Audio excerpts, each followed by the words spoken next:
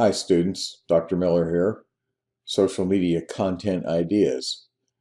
Remember I said I'd help you out with getting some ideas on where content comes from. Because when you're posting on Facebook, and now we've added Twitter, and next week we'll have Instagram. So you've got to have ideas of where your content is going to come from. So here are some ideas that are available. One is to have kind of a calendar approach to it so that on different days you have different themes. And if you do this over a period of time, people will begin to kind of recognize, oh, it's Monday, and this is the day that this Facebook page always posts things about the local community, or this Twitter uh, feed is going to show you something about the business that you didn't know.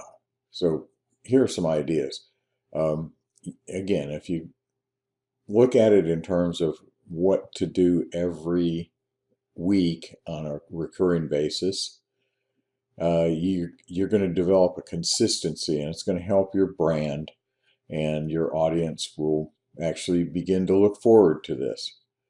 So here are some ideas.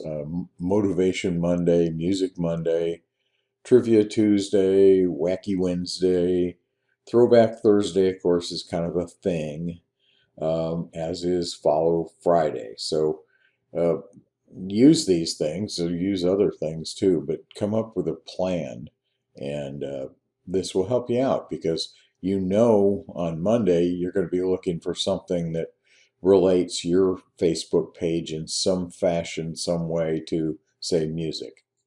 This particular account has a Selfie Saturday thing. Another idea is, every day is a something day. You can come up with Octopus Day for October the 8th. That may or may not relate to your Facebook page or your Twitter feed or your entity, but something in there will. So when you're on that day, it gives you something to post about. If you have a retail store, and your posts are going to be about your products and what you're selling. But if you have these other types of content in there, it just makes it so much more interesting, and it's not just all about sales. Hashtags are not a big deal on Facebook, but they are a very big deal on Instagram, and a pretty big deal on Twitter. On Twitter and Instagram, people find content based on hashtags. You can't really do that with Facebook, so that's why it's not that important. So here's an example of Play in the Sand Day, and that's some photos that were done using a product. I think it's kind of clever. And Happy Relaxation Day, and there's got to be a brunch day, and just find these things and use them. All right, another strategy to use is an engaging question. And people generally want to express their opinion on social media. So if you ask the question, people might respond. And if you, in the case of a travel agency, ask what's your favorite vacation spot, or where do you want to go, people will post onto that. And then you can react to their posts, and that creates a two-way form of engagement, which is really important in social media. If you're just putting your stuff out there and nobody is commenting on it or sharing it or liking it, you're not doing anything. And of course, graphics are critical. And when you post, you need to post with graphics. So here's a question: ocean or pool? That's a clever thing. Another way to do it is fill in the blank. Anyone I date must love blank. Caption this is another strategy to use. You put up a photograph. It's generally going to be something that's a little odd. It may have to do with your entity. but it doesn't necessarily have to. It's just, again, a form of engagement. And then you can actually ask your fans to post photos about a topic of your choosing. So you're going to have to figure out within the social media strategy for each channel how that engagement is going to work. So, for example, on Twitter, probably the best thing to do is to come up with a unique hashtag, and then when people post and use that unique hashtag, you can find it and then you retweet it, you like it. All right, a good strategy is to show the human side to your business, and that usually means getting people in it. If you have employees, obviously, if you're going to put their photos up there, and they can be silly things or they can be serious things, you can make your employees be experts on some particular thing that relates to your company. And you can also have sort of group photos, and if your store again has had a successful sale, you can gather the team around, take a photo of it, and post it. So here's an example of a brewing company that's showing off one of their employees, and here's one that's a little sillier, but it's a staff person that's celebrating their second anniversary. Okay, third-party content. That is content that's out there, you haven't generated, but you have found it and you think it's relevant to your business or your organization. So you can share that. You don't have to make up every piece of content. That you can find stuff, and particularly, and I'll show you this in a minute about Twitter, if you have articles or blogs or videos that are out there that you think your audience will benefit from.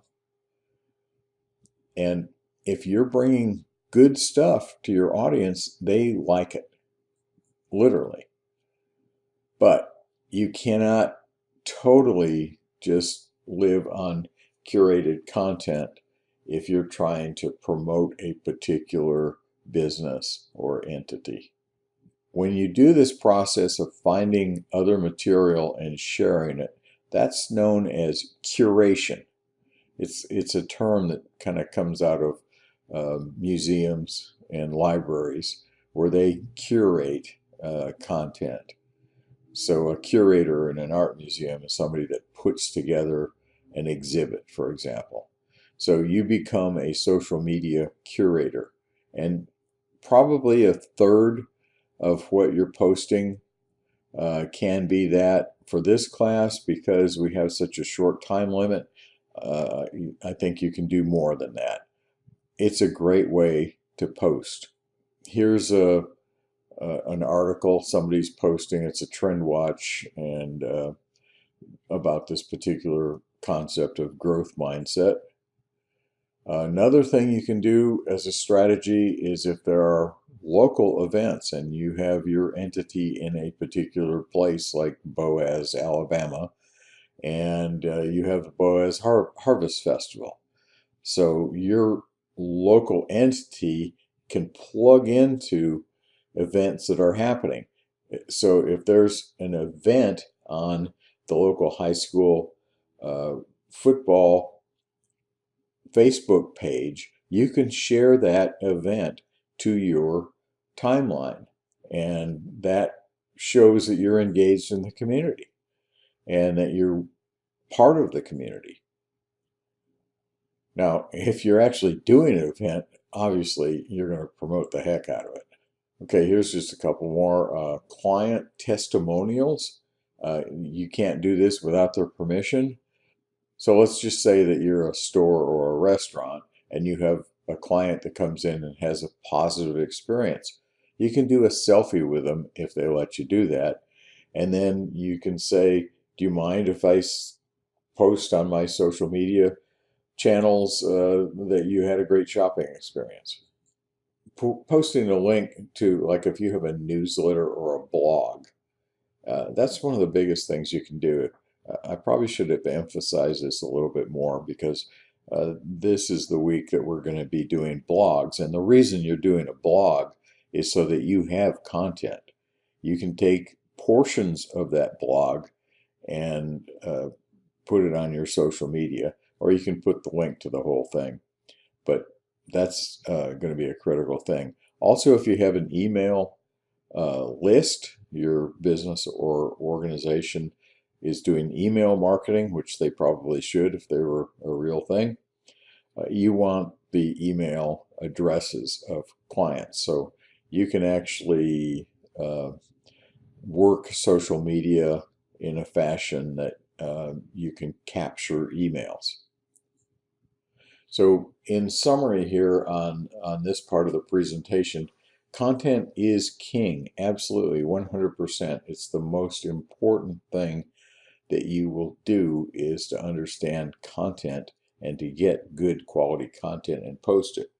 Now I want to take a minute and I'm going to actually go real time out here and I'm going to talk about Twitter. So here is my Twitter homepage, and I just want to go down some of the most recent postings that I've done. Now, I don't have a business except that I do some consulting. So my thought here with my Twitter, Lawrence G. Miller, and by the way, I encourage you to follow me at Lawrence G. Miller. Because you get a lot of stuff, some of which we're actually using in the class and some that isn't. But I am essentially retired, but I still do consulting. So what I want people to know is that I'm an expert, and I want them to know that I bring them valuable content. My Twitter thing is 100% curated content, because all I need to do is to establish with people that are following me on Twitter that I will give them interesting content every day. I tweet probably 6 to 10 times every single day. Now look at the number of tweets I have. That's a lot of tweets. And I have gained over 2,500 followers. Now this is over a period of several years that I've done this. It doesn't happen overnight, and it's certainly not going to happen during this course because there's just not enough time. But let's go and look at some of these posts, because these are, as I say, they're all curated posts. So this one is about hashtags, and this is actually a reading assignment for you guys in the class. And so this first part up here is basically the title of this article or source, okay? And then this part over here is the link. So if I click on this and open a new window, this is it. And you may recognize this from being in the articles folder for this class week, speaking about Instagram in particular. And the source here is HubSpot.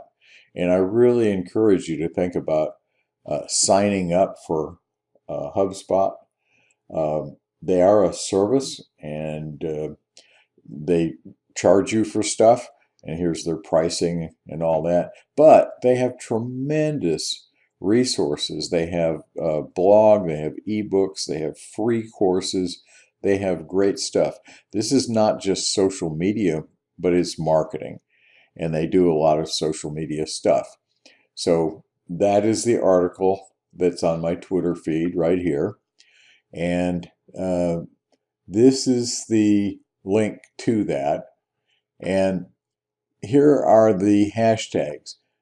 I try to use no more than 3 hashtags per post. Now, if you use no hashtags, that's a problem. You need to use hashtags. If you use even one hashtag, the likelihood of your material being seen increases by 20%. You don't want to overdo it. With Twitter, you know, it used to be 140 characters, now it's 280 characters.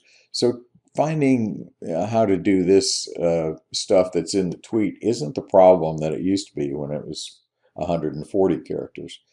There you had to really pay attention to what you did, and you couldn't use too much stuff. But at double that, it's not that big a deal. But this is really important. And so if I were to, for example, search on the hashtag social media, that's all together, I'm going to find lots and lots of content.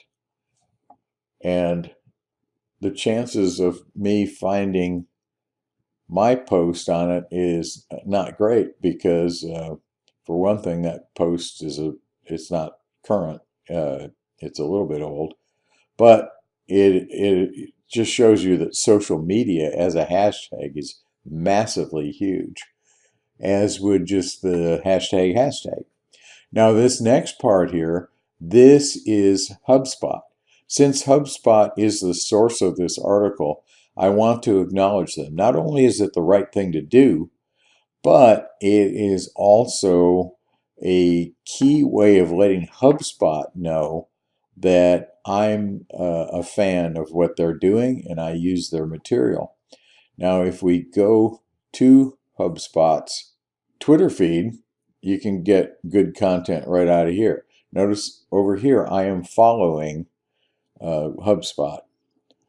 And notice how many tweets they have, and they have over 800,000 followers. So they're a big deal, and they're really good. I strongly recommend them. Now, this last one over here is the actual author of the article that I'm referring to. Now, she is not a big person on Twitter, and you can tell that because she's only had 27 tweets. Nevertheless, I not only put her in there to acknowledge her, I also follow her. And these are things you want to do when you're on Twitter in particular. You want to try to get people to follow you, and that's key to getting your material out and being seen. So let's just go down and again, these are all curated content. I do mostly stuff about marketing, social media. I do stuff about education, photography. I do throw in some occasional things about stuff like camping, for example. And here's an article that I found about road trips, and it is actually from Outside Magazine. And so again, I've got the source. I did not find a Twitter handle for the author on this one. This is my content. This is rare. I don't do a whole lot of my content, but what I do is typically I point people to my Flickr feed. So if I click on this link here, it takes me to Flickr. What I'm trying to do by posting is not only put out some photographs that are of interest to my followers, and particularly since I do have a bit of an emphasis on photography, but I can also build up my Flickr. So what I like to do with Flickr is to use this stats feature up here, and it tells you how many people are looking at your stuff. So today, as of, and this is early morning, there's 313 people this day that have looked at some of my stuff. And here's the listing of the most watched. But, I've got 35,000 photographs up here. So the most watched is only 4. So it's not like they're all looking at one thing. Also, you can see I've had over 3 million views of my material. And so that's why I like to promote Flickr through Twitter. Again, curated content, and this is an educational piece here, another educational piece. Here's social media. Here's about nonprofits. This is another one of my Flickr photos. These are a series I did called Zen Banana Slugs, just kind of a silly thing. So this is the curated content that I have on Twitter, and I want to show you how I do Twitter, because I use a couple of tools for it. So where do I find content? Well, I subscribe to a bunch of newsletters, and the newsletters give me content. So I'm going to show you this one. Every Thursday I get a list of articles that are in the Digital Photography School blog. And so I'll go down and I'll find different interesting articles that are basically tips for photographers. I'm going to pick this article right here because I do work with a real estate agency here in Chattanooga with their social media. So this is the article, and you can see it's got photographs in it, and it's talking about using smartphones and using better cameras and stuff like that. One of the tools I use is called Buffer, and Buffer is an application that lives in your browser. I use Chrome. Here is my Buffer app, and the way you get an app like this is you go into your settings. When you're in settings, you can go into this area called extensions, and you'll find different extensions in here. You can search. So if I put in Buffer, there it is. I already have it, so it would say install, but here it's saying remove, and I'm not going to do that because I'm going to keep it. But here's how you use Buffer. Let's go back to the article on photography, real estate photography. Now, when I'm here, I can right-click, and down here, because I have this installed in my browser, it says Buffer this page. So when I click on that, I get this little interface here. Now, this is the Twitter one, so I'm going to click on Twitter, and this is one of the things that's great about this, is you see how this URL, this is this URL up here, this huge thing up here, and it shortens it. So again, with Twitter, you do have that character limit. So if I use this full URL up there, it would eat up a lot of the characters. So I don't want to do that. Now I can put in new real estate photography, get better with the right equipment. That's a okay headline for me. I can modify it if I wish. I like to use a vertical spacer, which is on the keyboard. It's like 3 keys to the right of the P, and it's a vertical spacer. It's just a line that up and down, and I put that in there, and one space here and one space here, and it separates this from the URL. Now down here, I would put a hashtag. So I would put photography, and I would put real estate. Okay.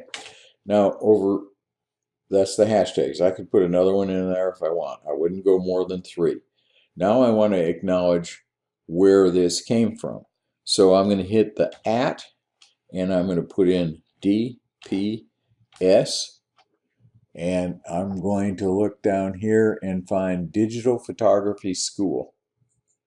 So there it is. Now, I didn't get this. I would normally look up this guy that wrote the article here. All right. Now, what I am going to do, though, is I'm going to add a photo. I could add more photos. It doesn't make a whole lot of sense to use these other ones. But, all right, so that's it. Now, here's what I'm going to do, too. I'm going to copy this whole thing, and I'm going to show you something. This is the Facebook interface. So if I come down here, I have to put that Twitter material up at the top of this. Otherwise, it'll just put this photo. And I want to have other stuff up here.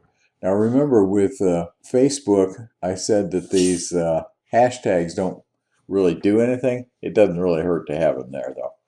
Now, what is important is this hashtag DPS. If I click on it in Facebook, you don't have that @ sign, but this is a tag.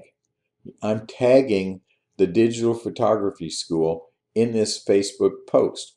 So again, I'm posting on Twitter and I'm using the same content on Facebook. All right, so here's what I'm going to do now. Notice up here, this says buffer, okay? So this is going to get me to my buffer thing. But I'm going to click on this button down here, and it's going to launch this material up into my queue on buffer. Okay, see when it changes like that, I can... Okay, so here's my buffer, and the top one up here is my queue for Twitter. And so it's timed. I don't have to do these. I just have to put them in the queue. So this one's going to go off around 11. This one's going to go off around 1. This one's going to go off around 3. This one's going to go off around 4. And this is 10:15. Now, buffer will automatically find the best times for your post. So you can do that. You can also set the times. There are better times than others to post, and we might get into that later in the course. But this is my queue. So I don't have to, if I just did nothing the rest of the day, I would have four tweets that are going to go out. Now, let's look here at Facebook. Now, Facebook, I set it up differently because on Facebook, I only post stuff about social media, probably 85%. So if it's a social media thing like this article here, which you guys have in your folder, that would be cool. Just ignore the phone in the background, please. So since I don't have these set to go off, I want to monitor these, but I'm going to just click share now. And it'll say, you want to share now? Yes. And it's gone. So here are the other articles in the queue. Here's an article about education and sports. I don't post that on my Facebook business page. My Facebook business page is not Lawrence G. Miller. It's Miller and Associates. So that's where these are going. Now, let me show you one other thing.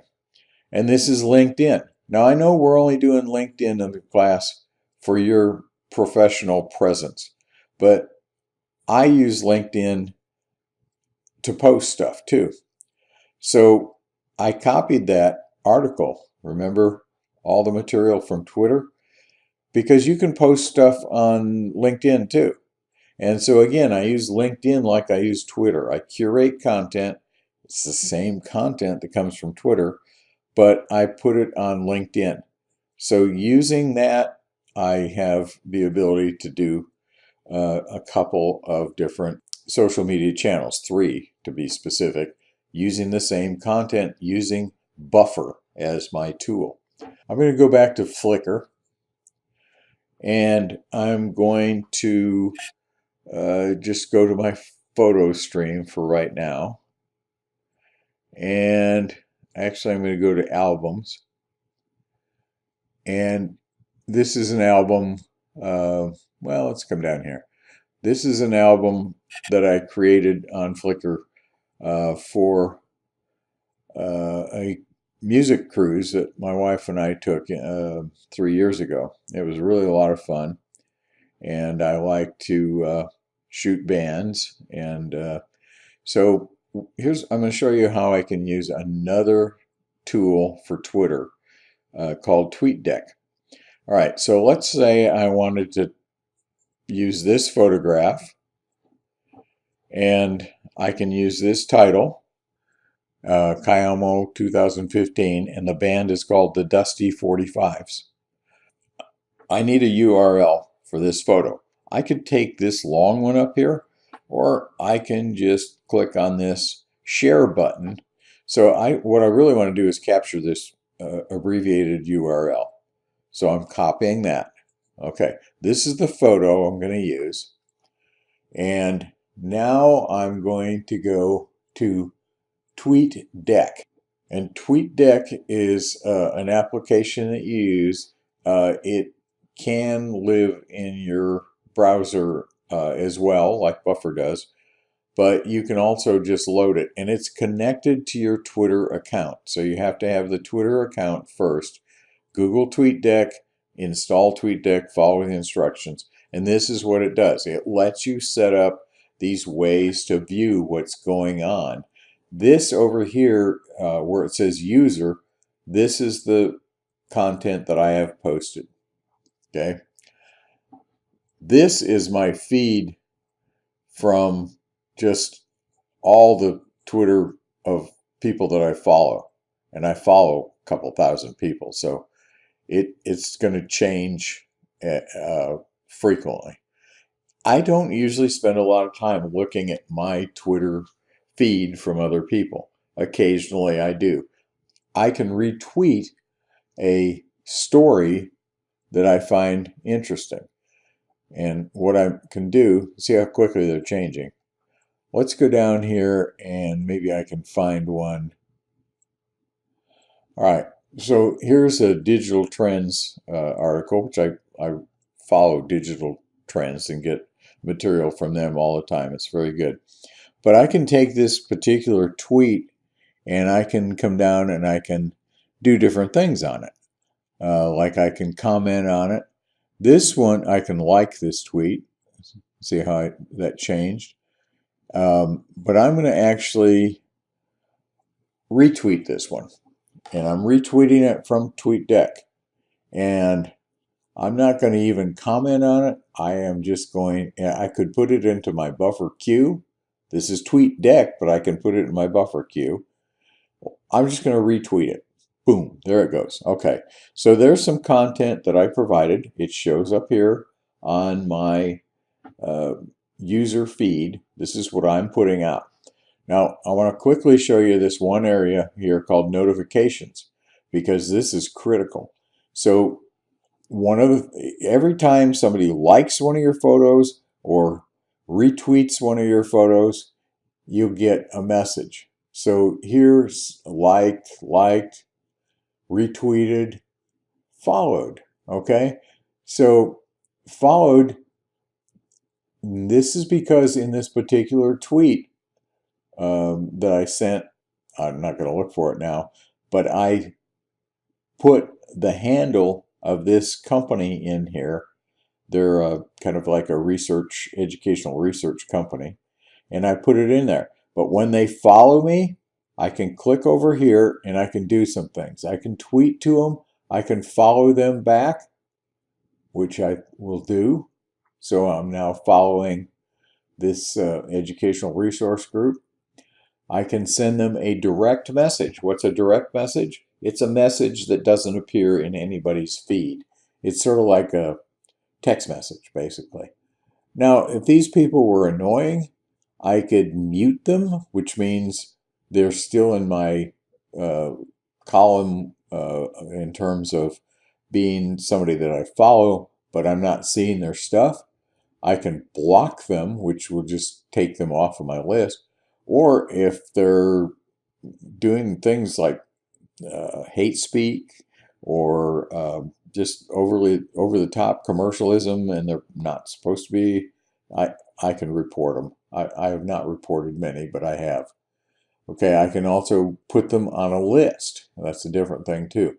But what I really need to do with somebody that follows me is click on sending them a message, and I'm just going to say, thanks for following.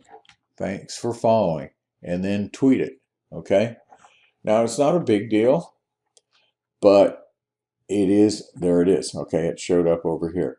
So thanks for following. So they're going to get this message, and it's going to tell them that I acknowledge that they're following me. I could actually put in there, I love your stuff, or your material is top quality, or something like that. I just said thanks for following.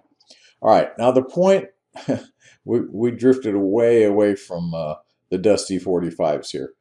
But remember this URL that I'm copying, because we're going to create a new tweet. So if I click up here, it's just blank. This is just like the interface with Twitter, or I can say trending now on my Flickr.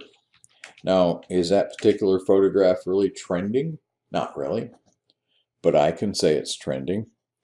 And so that's my lead in. So people see this in my Twitter feed all the time, trending now on my Flickr. Sometimes they click on the photo. That gives me another view on my Flickr account. So I'm going to say the Dusty 45s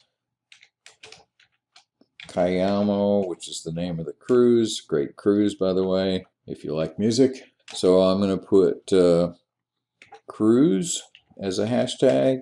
I'm going to put rock music as a hashtag, and that'll probably do it. Now I am going to acknowledge the Dusty 45s, and see they popped up there. So now when I tweet this out, this photograph, the Dusty 45s, if they're paying attention on their social media, which they do, then they may like my tweet, they may retweet my tweet. The other one I want to acknowledge is the group that does the Cayamo cruise, which is called Sixth Man, and I'm going to put that on there. By adding these two handles, the musicians and the cruise coordinators are both going to see that I'm still posting photographs from a cruise that took place over 3 years ago. They could like it, they could retweet it, and it just helps me to build my Twitter audience. Now I can tweet it right now, or I can schedule it. I can also add a different photograph, but since this is a photograph, that doesn't make a lot of sense. This is a really powerful thing here. This is the way you add photos, is you just click on that. And this is the way you schedule it, and it gives you a calendar and a time. So if I want to schedule this to go out at 11:41 today, I can do that, and I can click on it, and it's in the queue to be scheduled. Now, for some reason, TweetDeck, it doesn't show up right away, so I'm just going to reload it, and there it is. That's my scheduled tweet. So I know this is primarily about Twitter, but TweetDeck is primarily about Twitter. In fact, they're owned by Twitter. But Buffer is more general, and you can use it for Facebook, and you can even use it somehow for Instagram, although I don't quite figure out how to do that yet. But anyway, this is content, and I hope you will use some of these ideas to increase the content sources that you have for your social media channels. If you have questions about this, of course, just give me a holler.